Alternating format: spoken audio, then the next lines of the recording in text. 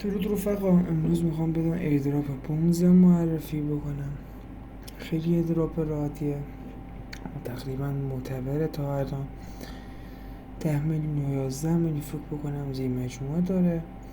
خیلی هم راحته، تقریبا تو مایه همستر دیگه. ولی نیازی سه کار رو جمع بکنی، حتما همشه با پروفیت بکنی. قبل از اینکه برم آموزش ویدیو بذارم، ممنون میشم کانال ما رو سابسکرایب بکنی، ویدیو لایک بکنی و کامنت بذاری.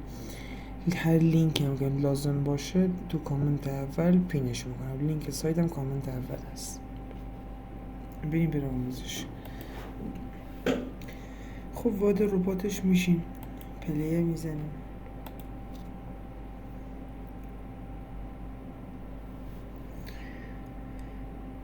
من با شبیه ساز بالا آوردمشون، مثلا من با گوشی اونا برین خیلی راحت تره، ولی من چون گوشیم درگیر بره ضبط صداست مجبورم از شبیه ساز استفاده بکنم.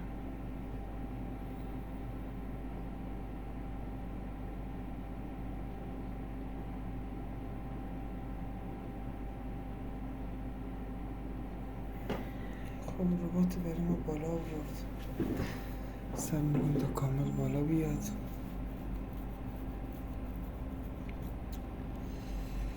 خیلی راحته، آنچنان کاری نمیخواد. روزی نهایت نیم ساعت درگیری داشته باشه برای کار اول صبحش. بعد از اونم هر 3 ساعت 4 ساعت یک بار میاین توش. 3 ساعت رباتش خودش بدن جمع میکنه. خب بریم برای ادامه. خیلی راحته، با کلیک کردن امانت ما ضعیفه، نمیاره. آره کلیک بکنی 3 کار بیشتر میشه ماین میکنه. من در حال ماین کردنه. خب بخش پایینش نشون بدم. این بخشش از اینجا ما هر چی سکه زدیم، اینجا هر چی سکه ماین کردیم، اینجا ما تبدیلش میکنیم به پروفیت. این هر کارتی لول داره، لولش کنارش نوشته.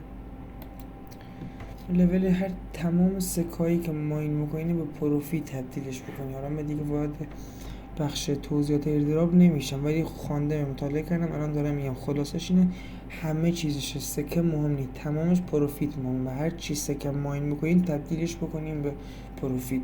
لول کارت هر چی بره بالاتر توکن بیشتری میده. همونطور که مثلا همستر کلا پروفیت مهم بود، سکه آنچنان اهمیتی نداشت. خب یه بخش رفرال داره. بخش رفرال لینک زیر مجموعه داریم. می‌تونید بابت هر دعوت تلگرام پریمیوم باشه 25000 تا، تلگرام عادی 5000 تا سکه به ما میده. برید لینک دوستان. و تسکا، تو بخش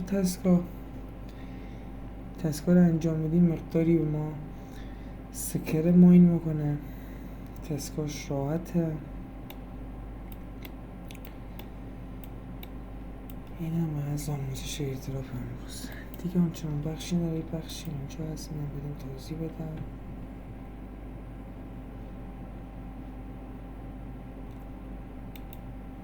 کلیک میکنیم اینجا. کاراکتر ما نمیتونیم فکر کنم عوض بکنیم. آره کاراکتر اینجا عوض میکنیم. خلاصه کلی ماین کردن ایردراپ همین موضوع بود که بدون گفتمش. دیگه بخش خاصی نداره، چیز خاصی نمیمونه. زمانی که بخواد لیست بشه و کیف پولاش رو معرفی بکنه، آموزش های بعدی یا خبرهای مهمی با حتما دوباره براش ویدیو میسازم. تا ویدیو بعدی، خدا نگهدار.